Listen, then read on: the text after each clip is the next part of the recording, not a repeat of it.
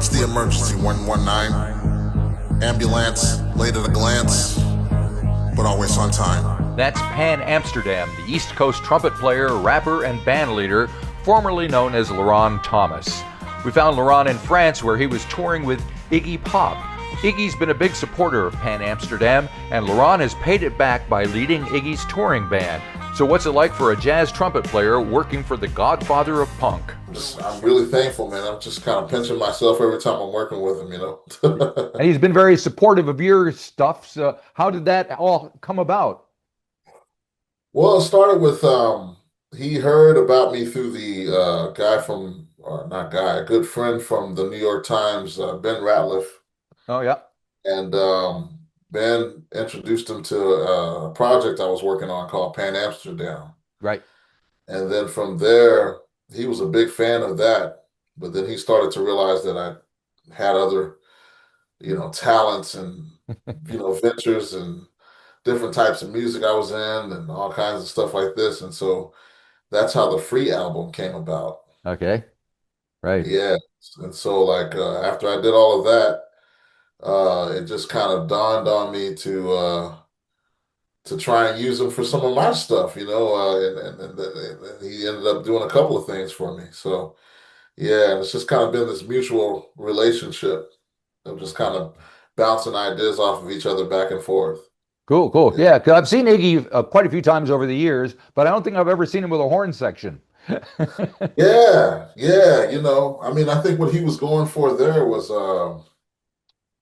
probably he was going for that kind of Motown thing that you can hear that in his music. Like a lot of people don't understand that, but yeah, man, if you listen to like Lust for Life and you listen to the beginning of You Can't Hurry Love from the Supremes, There you go. you see what I'm saying? And he is from Detroit or around there, right? Ann Arbor or There he someplace. is, exactly. Yeah. So, I mean, and so with his music, it was a good challenge to see how you could put the horns in there and it not sound a certain way, you Right, know? right. Cool. And you got Yeah. Corey King playing trombone with you, and he also did some mixing on your album, right? Yes, he did, man. He did a really good job of sound design and mixing the new project. It's a relationship we formed a long time ago. We started, he's out of Houston too. And so I started using him for some stuff. And then I used him for I started noticing he had his own projects, and I was like, man, I really like the sound design on those, Right. you know? And I was like, okay, well, let's see what we can do here. Let's see how we can put this together, on something one day. And we've never been able to quite make music together. I think both of us are too kind of in our own worlds. Hopefully that'll, change. But one thing I extend my hand in the sense that like, hey, why don't you mix my project? There you You go. and we get that whole thing going, and that's exactly what happened. And I did not expect it to sound so great. Oh, that's all Yeah, right. Yeah, that's good. yeah, And yeah, since we're talking about Iggy a little bit, obviously you've redone Plus One, and you got Iggy there on vocal, which is it's always great to hear that voice. I mean, it's a one of a yeah. kind. I'm Iggy Pop, and I'm the winner in a trial by survival. So if you are one of my persecutors, you lose, asshole. And this is your boy Pan Am saying, more lockdowns, more metaverse. Girls, grab your purse. Stay unrehearsed. That was the first song he heard me do as Pan Amsterdam. That's the Right, first right. song that Ben Ratliff introduced him to that track, and he was such a fan of that track. He liked the wit, and he liked the trumpet solo at the end too. He was talking about. Yeah. So out of the blue, he actually asked me to cover it. You know, and I didn't know if this was going to be for his project or what. And then it Right, right. ended up being for my project. He said, "Do any old thing with it," is what the quote was. And so, yeah, man, and that's what we did. We put You it kind over of that covered record. yourself. Yeah, you know what I mean? It was almost like I'm like, we're making this a jazz standard, man. It's getting a new interpretation. It's Pretty cool. cool. Pretty cool. Yeah. Yeah, Yeah, yeah. By Iggy Pop. It's cool. I Yeah. love the trumpet playing. I was an aspiring trumpet player way back in the day myself, but I got hit in the mouth with a baseball, and that knocked out my front tooth, and it ruined Ooh, everything. yeah. but I always I love hearing it, and I love the what you're doing with it is very different. Once mixing the hip hop and the electronica and all that. Um, Yeah. do you look at what you're doing now as separate from what you were doing before under your own name as more of a jazz trumpet, or are they kind of a continuation of the same thing? I mean, it's a continuation. Um, it seems like I'm kind of honing in on different characters. So, like when I did Ah, my Dirty Draw series, right. as Leron Thomas under my real name, I was rapping on there, you know, and those raps were kind of horrible, honestly. So, I mean, when I started getting these beats that sounded like some old 90s beats, I was like, let's revisit that side of you and see if you can do a better job. Okay.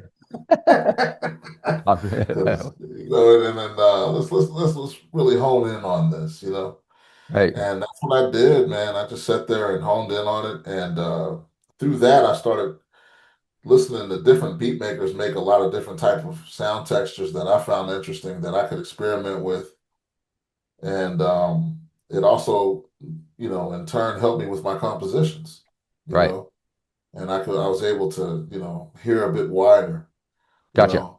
So I was just like, all right, well then, yeah. So it's a continuation for sure. And when you write, when you compose, is it words first, beats later, or vice versa, or all together? Or is there a set way you work? About 9 times out of 10, it's melody first. Okay.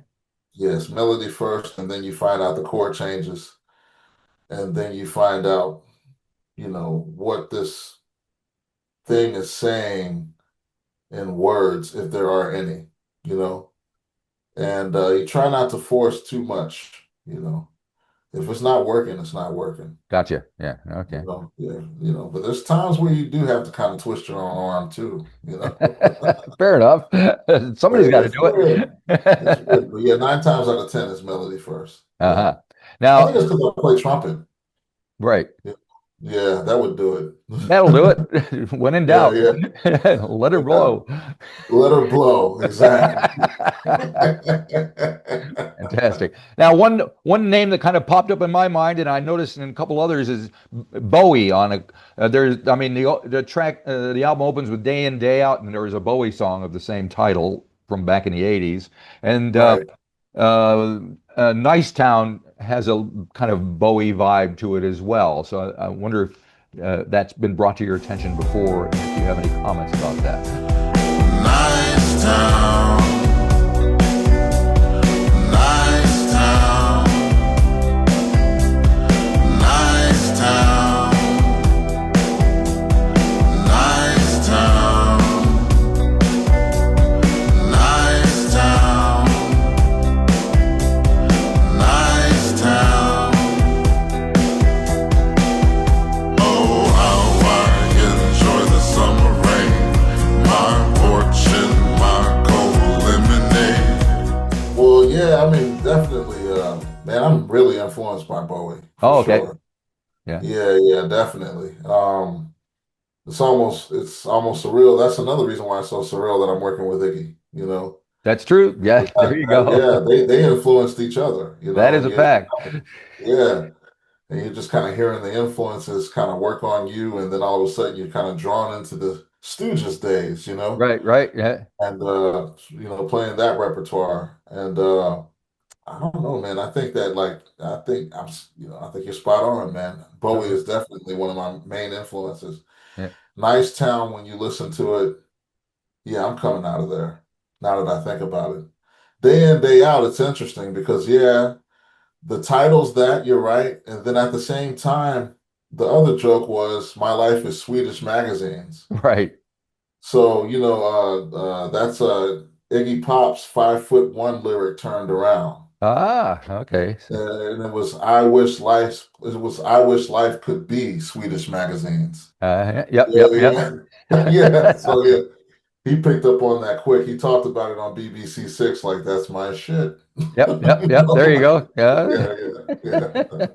Yeah, for sure, man. And do you look at New York City as your hometown? Yeah, yeah, I do in the sense that they don't give me much love. Oh no.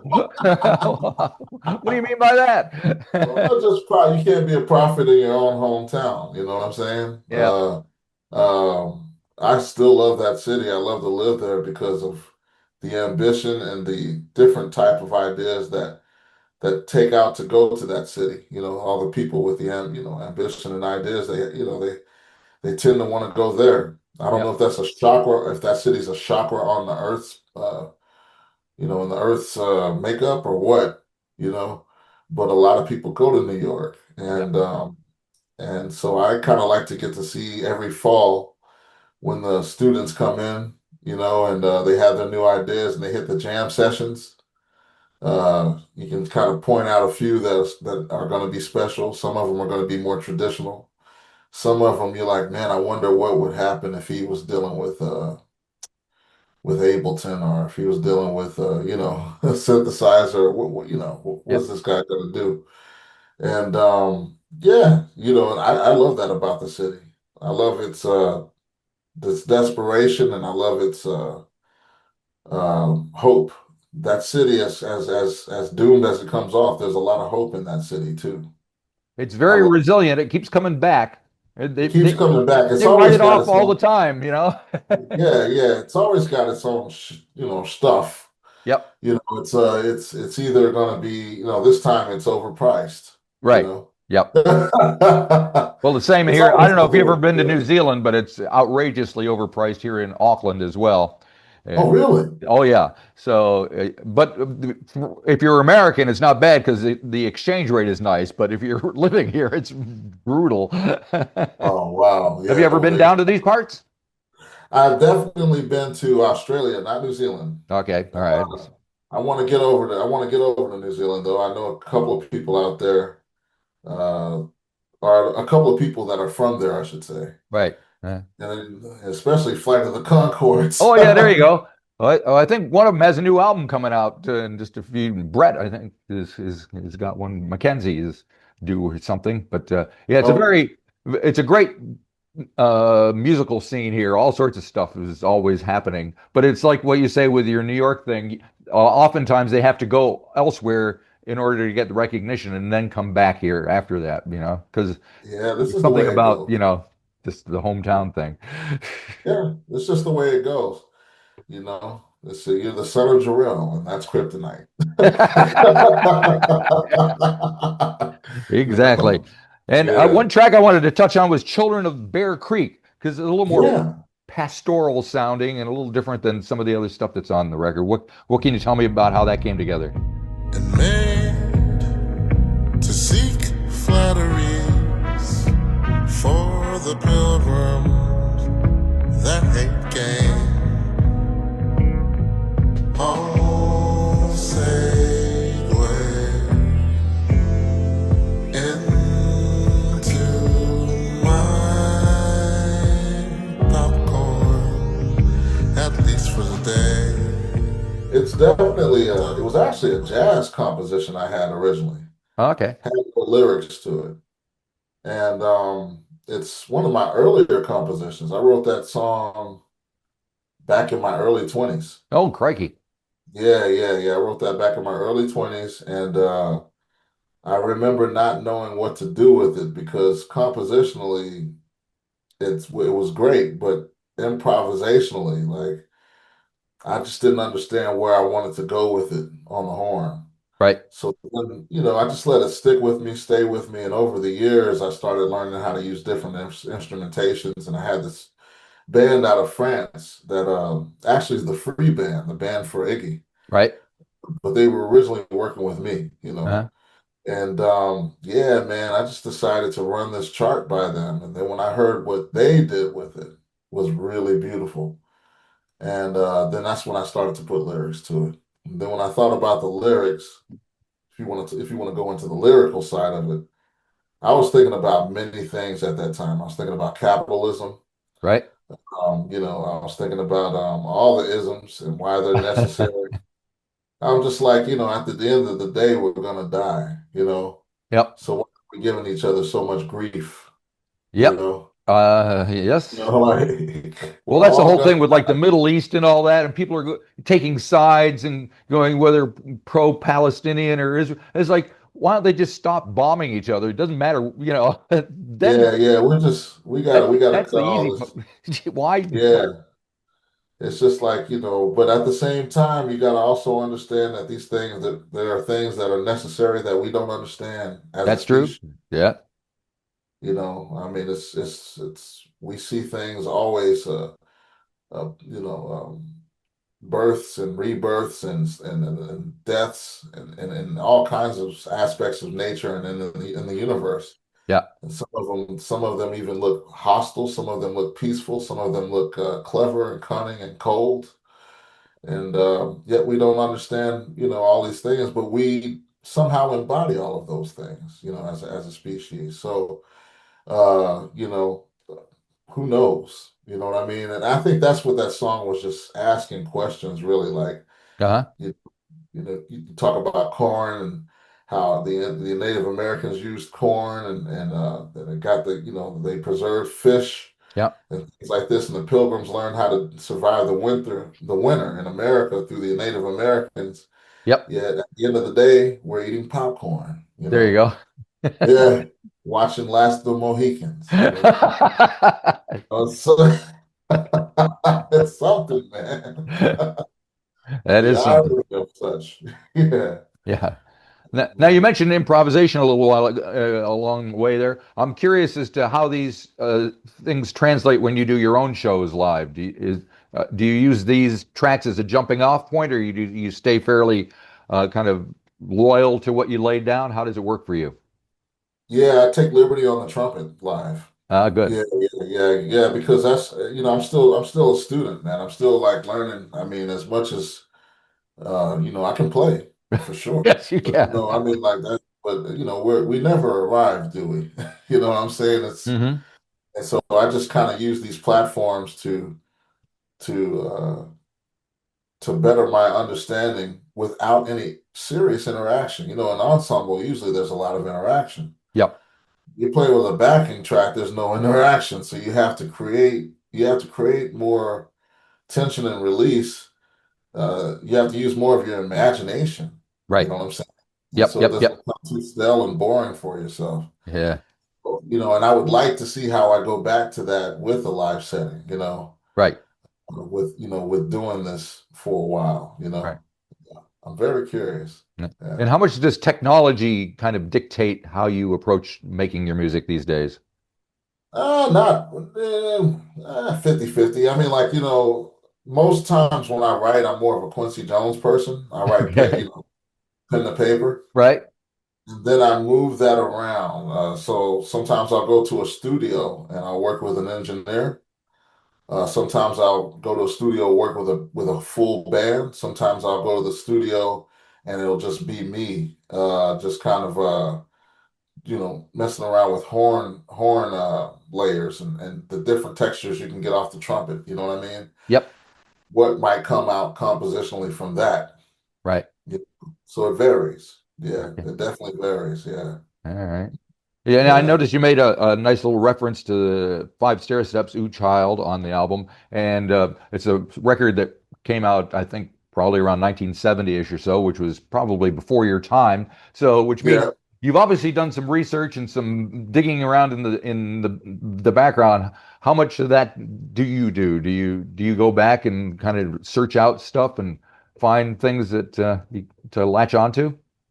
I was laughing. It's great that you brought that up, man. I was actually laughing at the fact that me and Iggy usually have shootouts Okay. throughout the tour. We like to play. We'll text each other music we're checking out at the moment, and he totally wins when it comes to the latest thing out there. Right. I'm more, every time I send him something that's John Jacob Niles or Jimmy Reed Right. or or Paul Hindemith or something like this. Yeah, well, that's all right. What the Yeah, heck? yeah, I say, yeah, but he's the one sending me like Perfume Genius and everybody, Oh yeah, right. Oh, you know.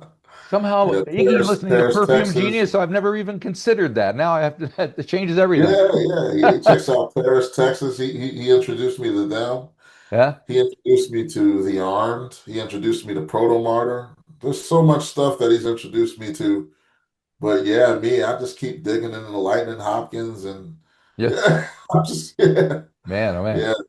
Mhm. I mean, what Yeah. keeps Iggy going, do you think? I mean, he should have retired years ago or worse. And there he is. I think it's music for music's sake, Yeah. honestly. I think that his biggest thrill is listening to something new and Yeah. trying out new things musically. Yeah. Yeah.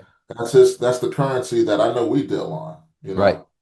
And that's a great way and place to be. I Yep. mean, you can live a long time dealing with frequency on that level, Yeah.